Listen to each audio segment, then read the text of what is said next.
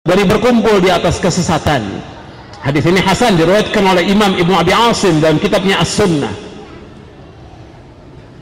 Jadi wajib kita mengikuti pemahaman ini, karena disuruh kita untuk mengikuti pemahaman salaf oleh Allah dalam Al-Quran dan juga oleh Nabi-Nya sallallahu alaihi wasallam.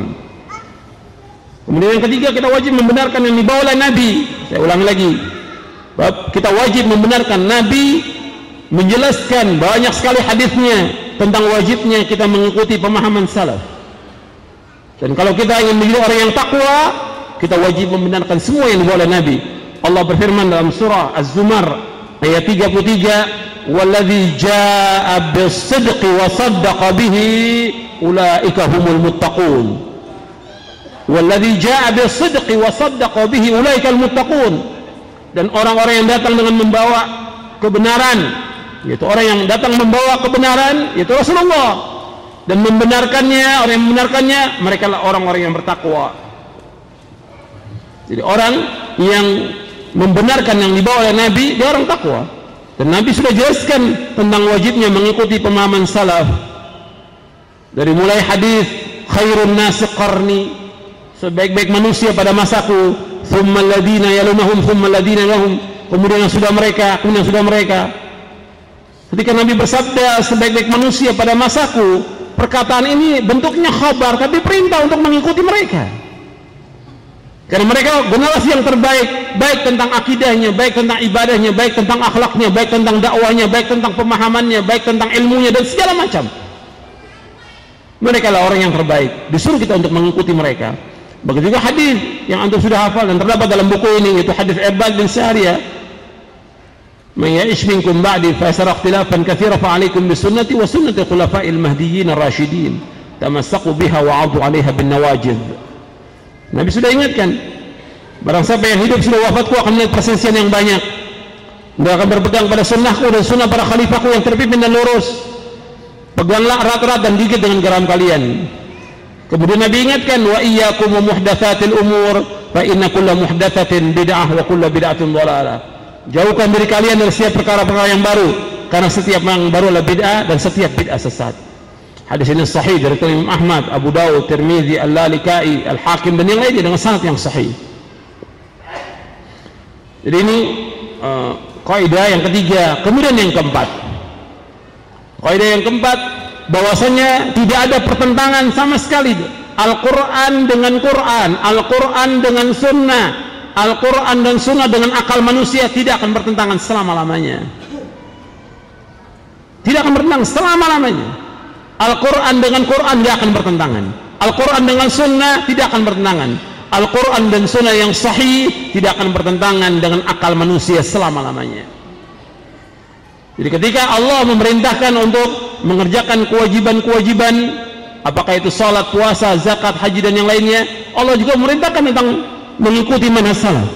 Begitu juga Nabi Muhammad SAW memerintahkan untuk mengikuti manhaj salaf, dan tidak ada pertentangan sama sekali. Dan sering kadang-kadang orang mengambil syubhat dari Al-Quran, karena Allah menyebutkan dalam Al-Quran Islam, tidak disebutkan kata-kata salaf, seperti ayat "Ya ayyuhalladzina amanu taqullaha haqqa tuqatih wa la tamutunna illa wa antum muslimun." Ya ayyuhalladzina amanu taqullaha haqqa tuqatih, wahai orang beriman, takwalah kepada Allah dengan sebenar takwa, dan jangan kalian mati dengan Islam. Allah sebutkan Islam. Betul, di zaman itu memang disebutkan hanya Islam. Di zaman Nabi disebutkan hanya Islam, tidak ada yang lain. Karena apa? Di zaman Rasulullah SAW, Islam ini putih bersih, tidak ada bercak syirik, tidak ada bercak bid'ah, tidak ada khurafat, tidak ada yang lainnya. Bersih. Rasul tinggalkan Islam ini. Kata Nabi SAW, "Inni qad taraktukum ala mithlil bayda lailuha kanahariha la yazighu anha ba'di illa halik." Kata Nabi, aku tinggalkan kalian Islam ini kalian putih bersih, malamnya seperti siangnya, dan tidak ada yang menyimpang dari jalan yang putih bersih ini melainkan pasti binasa. Nabi sudah ingat pasti binasa. Jadi bersih, putih bersih, nggak ada bercak-bercak syirik, bid'ah dan yang lainnya. Ketika mulai timbul fitnahnya Khawarij, mulai timbul fitnahnya Syiah, firqah Syiah, timbul Qadariyah, timbul Murji'ah dan yang lain. Seiring dengan itu timbul juga penjelasan tentang wajibnya mengikuti pemahaman salaf. Wajib mengikuti pemahaman Ahlus Sunnah. Zaman Nabi nggak perlu disebutkan salaf, cukup dengan Islam saja. Tapi ketika mulai timbul bid'ah-bid'ah, firqah-firqah untuk membedakan antara kita dengan mereka, dijelaskan oleh para ulama. Sampai penulisan hadis pun dibedakan. Fayunzaru ila ahli sunnah fayukhadhu hadithuhum wa yunzaru ila ahli bid'ah fayutraku hadithuhum. Dilihat kepada ahli sunnah, diambil hadisnya, dilihat kepada ahli bid'ah, ditinggalkan hadisnya. Mulai ada perbedaan. Dan sejak zaman sahabat mulai ada perbedaan. Sejak zaman sahabat mulai di akhir khilafahnya Ali bin Abi Thalib radhiyallahu an, atau di akhir khilafahnya Utsman mulai timbul firqah-firqah ini. Maka para sahabat mulai membedakan dan menjelaskan sebagaimana Abdullah bin Umar menjelaskan, ittabi'u wa la tabtadi'u wa kullu bid'atin dhalalah. Ikuti Rasulullah, ikuti pemahaman salaf. Wala tabtadi'u, jangan kalian berbuat bid'ah. Wa kullu bid'atin dhalalah, setiap bid'ah sesat. Perkataan Abdullah bin Mas'ud. Begitu juga perkataan Abdullah bin Umar dan yang lainnya. Jadi akhwan fiddin, ini kaidah-kaidah ini seperti ini penting untuk dipahami oleh setiap muslim dan muslimah. Jadi kalau disebutkan dalam Al-Quran tentang Islam dan dalam hadis disebutkan Islam, betul. Dalam hadis juga disebutkan tentang wajibnya mengikuti pemahaman salaf. Dalam hadis juga disebutkan demikian.